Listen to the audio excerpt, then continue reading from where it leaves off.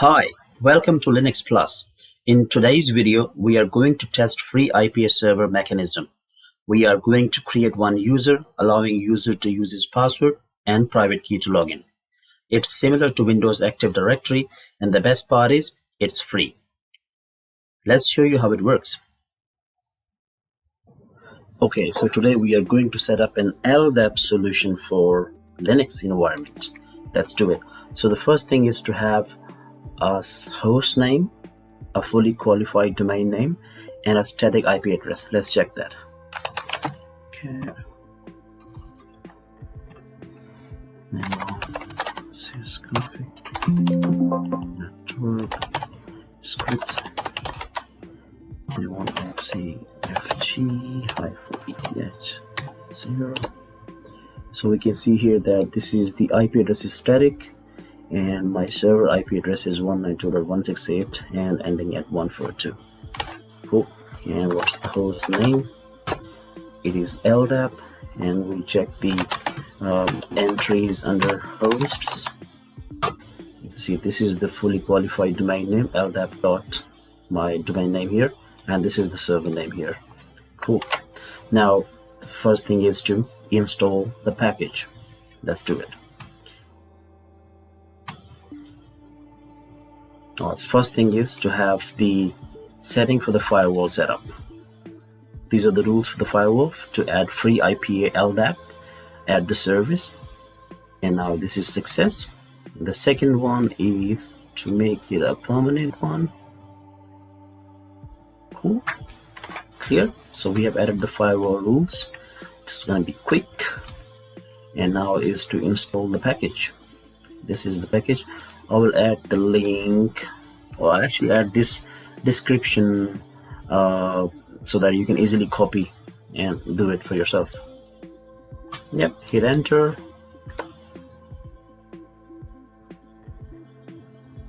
Yes.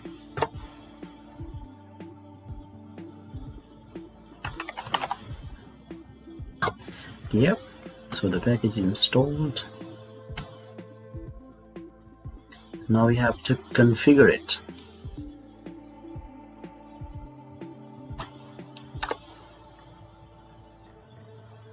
Yes. Yep, that's correct. Domain name, yeah, this is correct. You need to have the real DNS entry just to make it to work.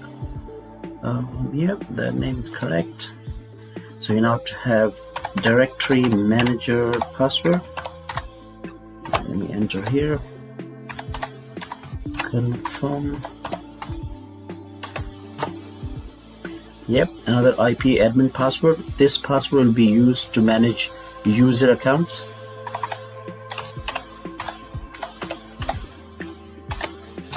Okay, confirm.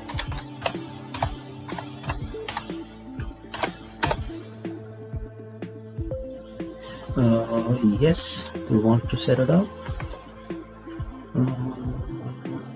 Yep.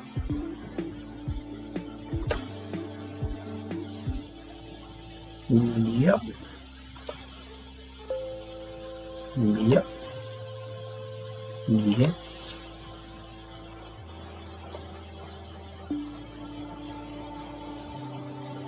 Continue to this one with these values. Yes, we say yes. Yep, now it's gonna do all the configuration part that we need for IP server to work. So you just have to have right information for the DNS, host name, a static IP address. These things are important for even the client part as well. I want to let it run. I'll be back.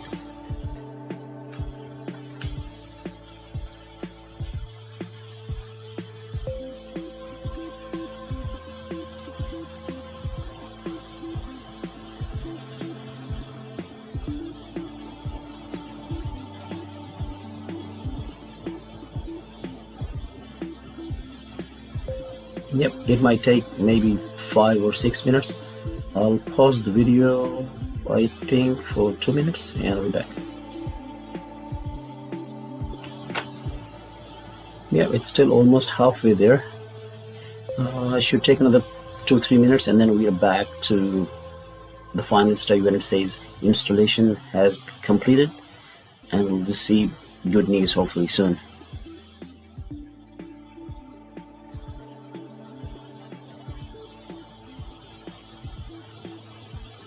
I find it really easy to set it up, and it's really easy to create users accounts, and I'll show you the client part as well. Shouldn't take long. Almost there.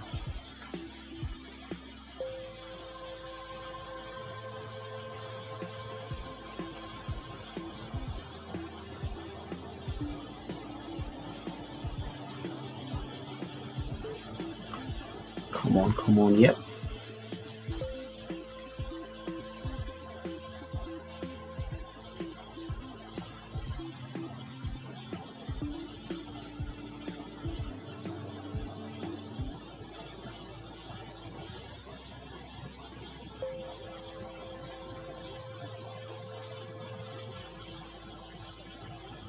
Yep. Almost there.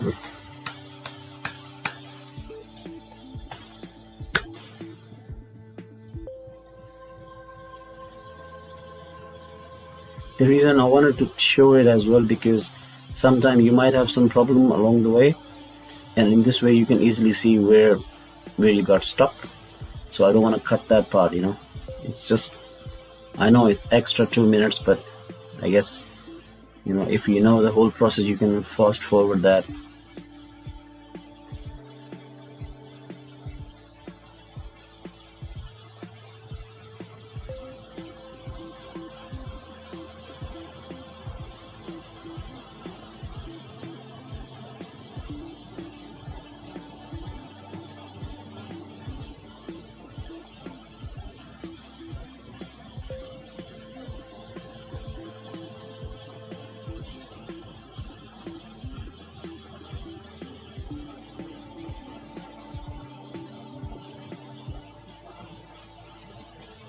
Yep, almost there. Cool. Install was successful. So this is the good news. Obviously, these are the ports that, you know, you need to keep it open. And yep, so this is the message you should receive. The ipa-client install was successful. Cool. So now we should give it a reboot. We want to be back up, and then we go and access the web interface.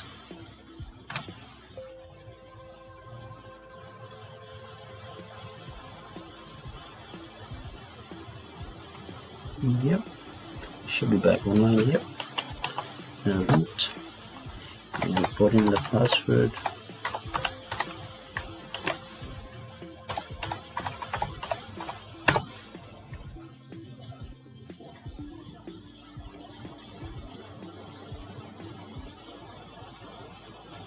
Yep, let's give ticket to our admin account.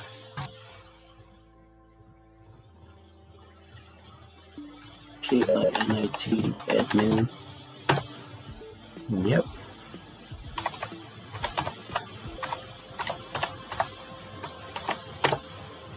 Alright, so list. Alright, so we got the ticket for the admin account. Let's access the server now. So we specified that it was ldap.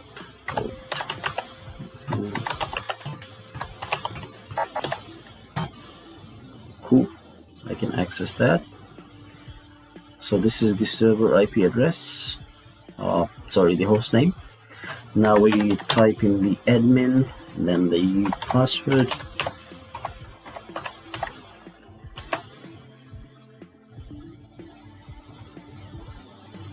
Okay, so we are in freeipa server web point here now. What we need to do, we need to create a user 1 or 2 and see how we can log into that. Let's say this user is Linux plus. First name is Linux. Come on, man, not Linus. plus, and let's say he's just admin, and we give him one default password, any temporary password.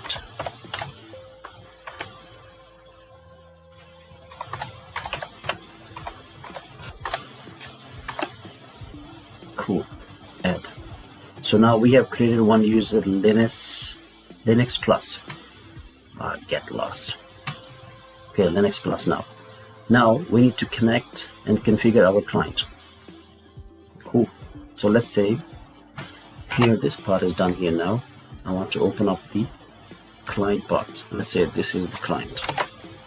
Cool. So now we check first of all, what's the host name? Okay, yep. What about the entry in hosts? Yep, fully qualified domain name. Cool. Does it have a static IP address? Yep, going to check that as well. Let's see, sysconfig. We go to network scripts, and then ifc-fg -eth0. Yep, and static IP address, and this is 141. Now we'll see, does it have already any other account here?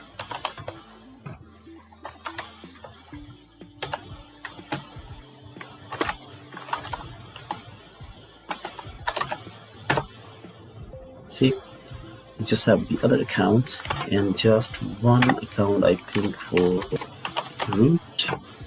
Yep, but we're not gonna use that account. So let's do the configuration part for the client. And for the client, we do just install these tools. Again, I'll add this description to make it easy for you guys to install the packages.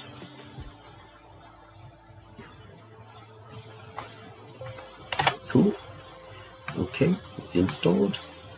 And again, the firewall setting. So it should be pretty straightforward. Success. Okay, adding another firewall rule here. Copy. Give me a success. Yeah. Success is always good. Now is the setup part here. So we want each user to have home directory.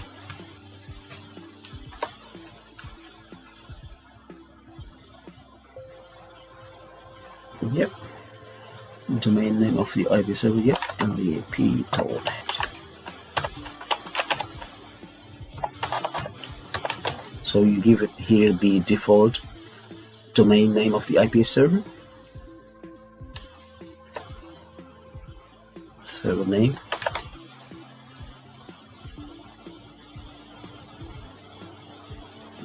Yep. Do I have to put fully qualified domain name? ip.example.com. Okay.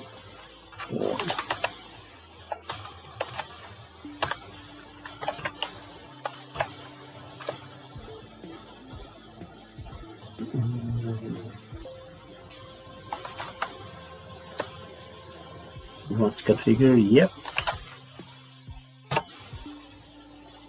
It's attempting to connect.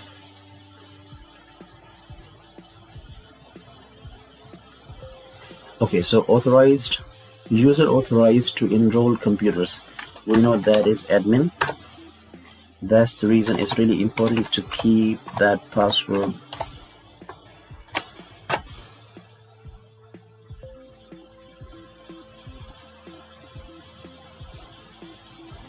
Cool. So now we know that this is connected now.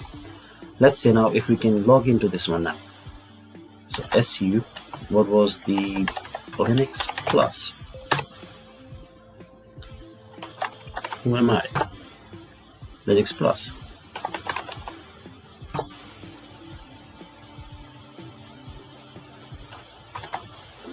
Can it do sudo?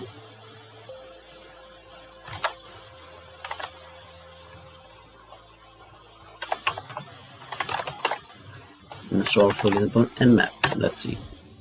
See, it's not allowed to do sudo because we haven't added this user in the admin section. Okay, if we put the password, for example, what it shows.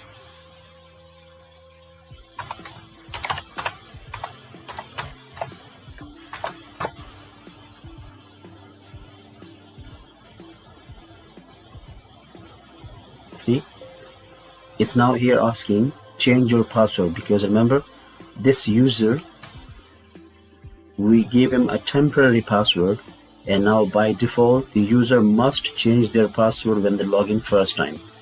So we put the current password that we sent to this user, and we define the new password. So this obviously the user will be doing himself. So this is by default that the user will be changing the password. Cool, obviously. So now this is different permission issue, but now we see that the password is changed, and we can see that this user is created. So this user can log in to the server using the account that we created on the free IPA server, and our user was able to change his password as well. Now, what is the interesting thing? We want to see if this user can log in using private key, and if the user gives his public key to the admin. Let's see how it works. For example, let's say I want to create this key on PuTTY, for example. Let's do this. Okay, generate a key.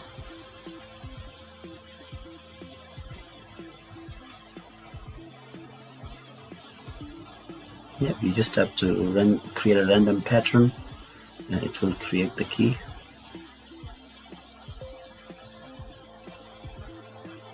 Okay, yeah. Save public key on the desktop. I want to name it as Linux Plus public key. I want to save the private key as well. Don't want passphrase.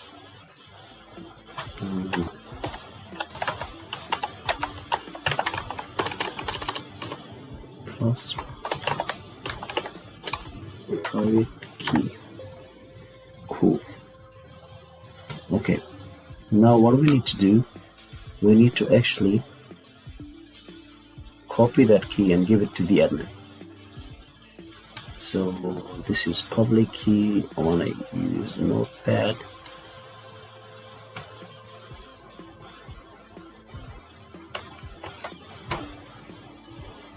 Let's go here.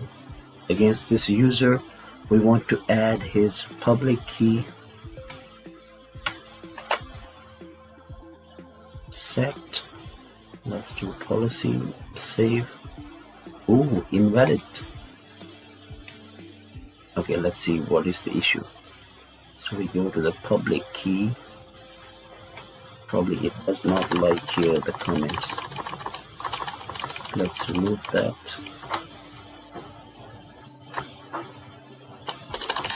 I think comment should be fine. Set.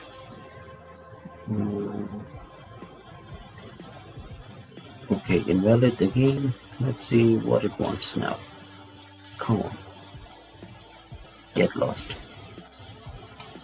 We want to remove this as well. It doesn't like comments. A bit weird. Yep. Let's say this one, save. Okay, cool. So we have uploaded the public key now. Now let's say I want to log out. Now this is my main account. This is the user here. Log out. Control D. Control D. So we are gone from here now. So what I want to do now, I want to use my private key to log in now. So we go to PuTTY. We know the IP address is 192.168.189.141. Yep, and we want to go to SSH auth browse. Where is my private key? We load this. Hopefully should be able to sync up, because sometimes it takes a couple of seconds or might take even 2-3 minutes. Let's open this.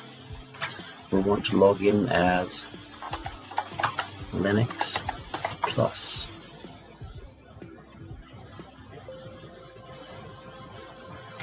Well, you know what?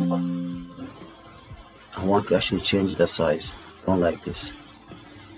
189.141.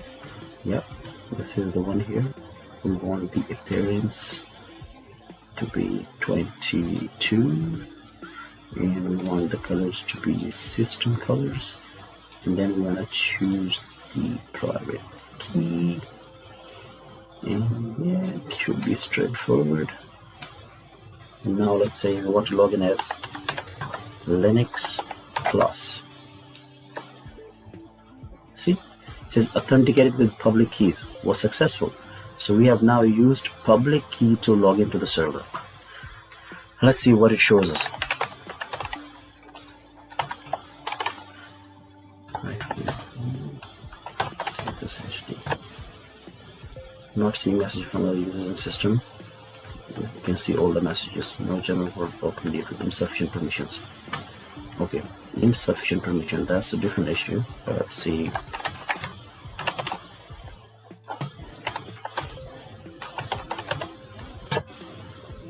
Accepted public key for that, that's fine. So now let's say the user was not part of the sudoers group. That's fine. Now let's create a rule that will make him admin.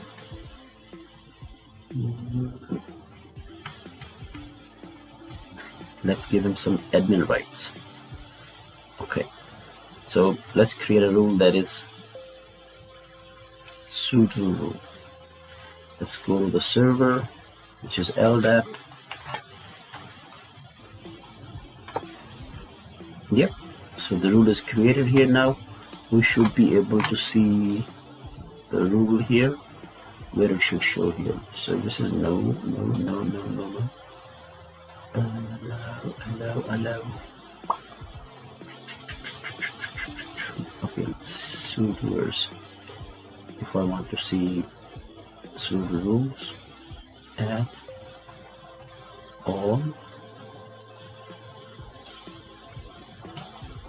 Yep, so all are allowed. And you want to add this one as well in admins. Okay, yeah, let's see if the person can now do sudo, for example.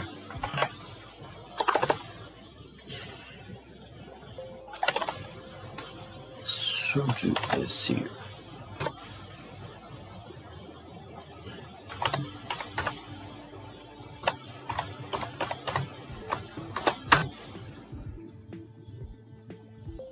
Password is wrong. Okay, what was the password? I forgot, but I changed the password.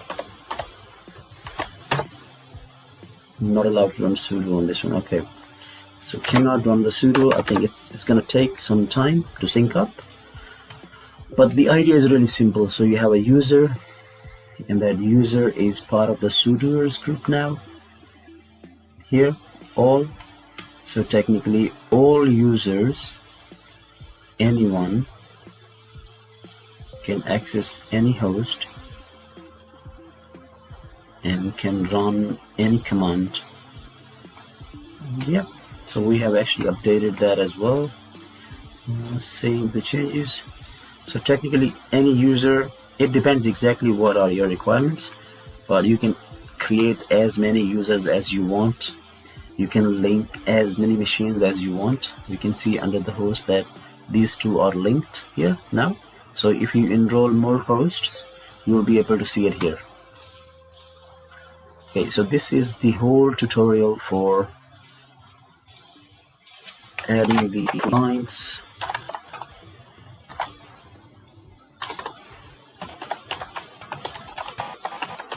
And now let's see, does it work now? It's been a few minutes. Not allowed yet.